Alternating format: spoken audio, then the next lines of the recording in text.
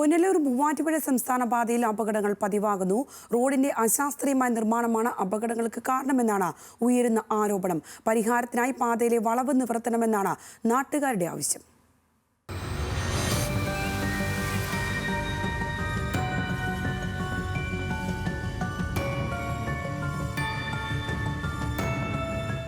ഈ അപകടം നടന്ന പള്ളിപ്പടയിൽ നിന്നും അല്പം മാറി കുമ്പഴ മല്ലശ്ശേരിയിലുണ്ടായ മറ്റൊരു അപകടത്തിന്റെ ദൃശ്യത്തിലേക്ക്.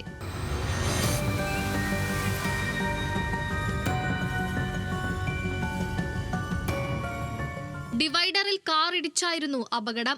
അപാകതയിൽ നിർമ്മിച്ച ആ ഡിവൈഡർ ഇപ്പോഴും അവിടെ തന്നെയുണ്ട്. 2 ആഴ്ച മുൻപാണ് കലഞ്ഞൂരിൽ രോഗിയുമായി പോയ ആംബുലൻസും KSRTC ബസ്സും കൂട്ടിയിടിച്ച് അപകടമുണ്ടായത്. മൈലപ്രയിൽ അടുത്തിടെ ശബരിമല തീർത്ഥാടകരുടെ വാഹനവും അപകടത്തിൽപ്പെട്ടു.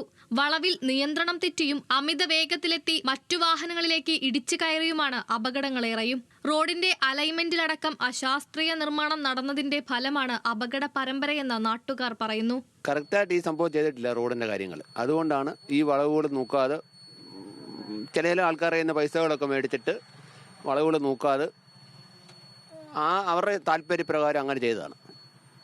അതുകൊണ്ടാണ് ഈ അപകടങ്ങൾ. ഇപ്പോൾ പല കുട്ടികളും സ്കൂളിൽ നിന്ന് വരുന്ന കുട്ടികളൊക്കെ ഇവിടുന്ന് ക്രോസ് ചെയ്യാൻ ഭയങ്കരമായിട്ട് ബുദ്ധിമുട്ടാണ്. പിന്നാണ് KSRTC ബസ് ഇടിച്ചത് തന്നെ ഈ കാരണം കൊണ്ടാണ്, ഈ വളവ് നൂരാത്തതിൻ്റെ കാരണം കൊണ്ടാണ്. വകയാർ, കോന്നി, ചിറ്റൂർമുക്ക്, ഇളക്കൊള്ളൂർ, മല്ലശ്ശേരിമുക്ക്, മണ്ണാറക്കുളഞ്ഞി തുടങ്ങിയ സ്ഥലങ്ങളിലെല്ലാം അപകടങ്ങൾ പതിവാണ്. സ്കൂളുകളടക്കമുള്ള നിരവധി സ്ഥാപനങ്ങളും ഈ മേഖലകളിലുണ്ട്.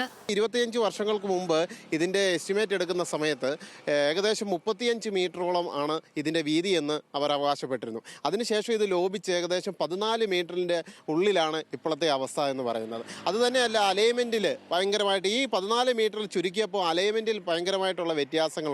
അതുപോലെ തന്നെ ഈ പറയുന്ന വാഹനങ്ങൾ വരുന്ന സമയത്ത് സ്ലോ ആയിട്ട് വരുന്ന വാഹനങ്ങൾ തന്നെ തെന്നി മാറുന്ന അവസ്ഥയാണ്. അതുവഴി അപകടങ്ങൾ വർദ്ധിക്കുകയാണ്. ഡിവൈഡറുകളോ ആ തരത്തിലുള്ള മുൻകരുതലുള്ള രീതിയിലാണെന്നുണ്ടെങ്കിൽ ഒന്നും തന്നെ ഇവിടെ സ്ഥാപിച്ചിട്ടില്ല. അപ്പോൾ ഇതൊരു പ്രധാനം. അപ്പോൾ ദൂരെ നിന്ന് വരുന്ന ഒരാളാണെന്നുണ്ടെങ്കിൽ അവർക്ക് ഈ വാഹനത്തെ ആണെന്നുണ്ടെങ്കിൽ ഇതിൻ്റെ റോഡിൻ്റെ ഘടനയെക്കുറിച്ച് അറിയാത്തതുകൊണ്ട് അവർ ഓവർ സ്പീഡിലായിരിക്കും വരുന്നത്.